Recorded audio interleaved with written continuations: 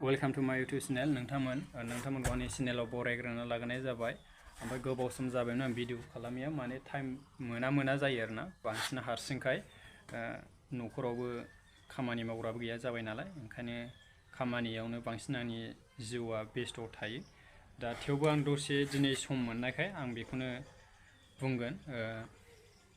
जाय जेरावखि थाया भिडिअखौ नायनानै जाहाथे लाइक खालामलां कमेन्ट खालामनो आरो लोगोसे चेनेलाव गोदानबा जाहाथे आंखौ थुलुंगा होयो आरोना आं नोंथांमोननो सम होनो हायो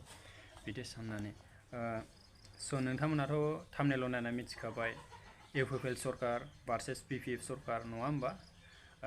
17 बोसोर 17 इयार्स BPF सरकार सालायबाय दा BPF सरकार सालायखांनायनि उनाव 5 इयार्स जाजोबाखै जासिगोनानो सामथिं दंबावो एसे 3-4 माससो दंबावो BPF सरकारा UPPl सरकारा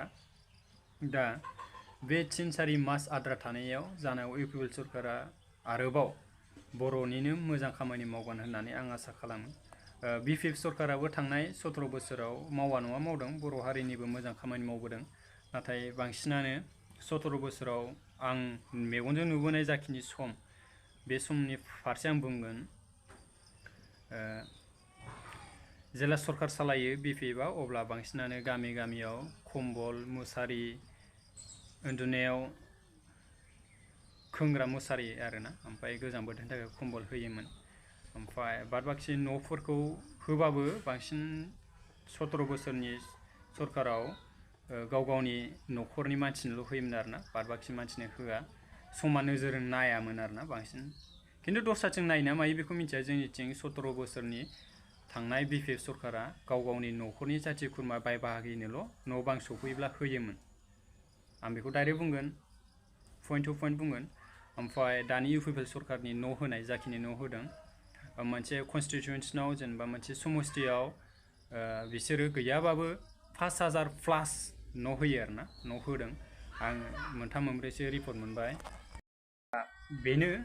फारागा ओमफ्राय दासिमाव UPPl सरकारनिफ्राय मेजरा जाना फैबाय फुटबल दुरान्ड काप सोलिगासिनो आरो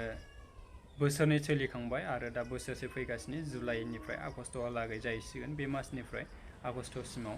ओमफ्राय प्लास दाथ' जागासिनो रानिं सोलिगासिनो बड'लेण्ड CM काप बे दिनै काउन्सिल लेभेलाव हाबबाय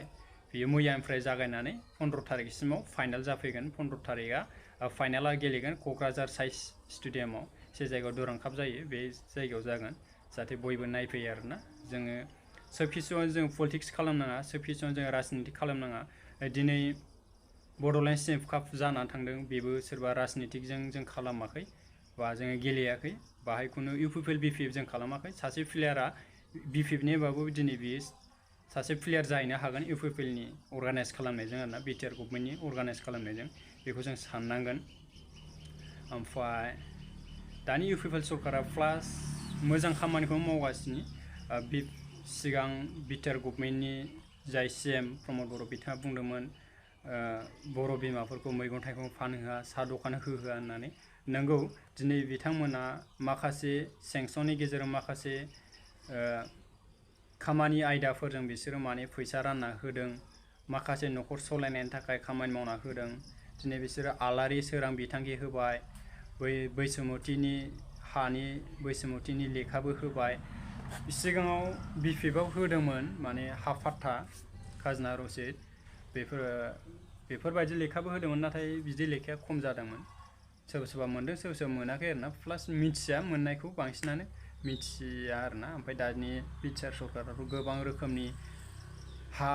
गोबां मानसिफोरनो हा होबोबाय दासिमाव खय लाख जाफैखो हा होनाय बेखौ मिथिया जायखिया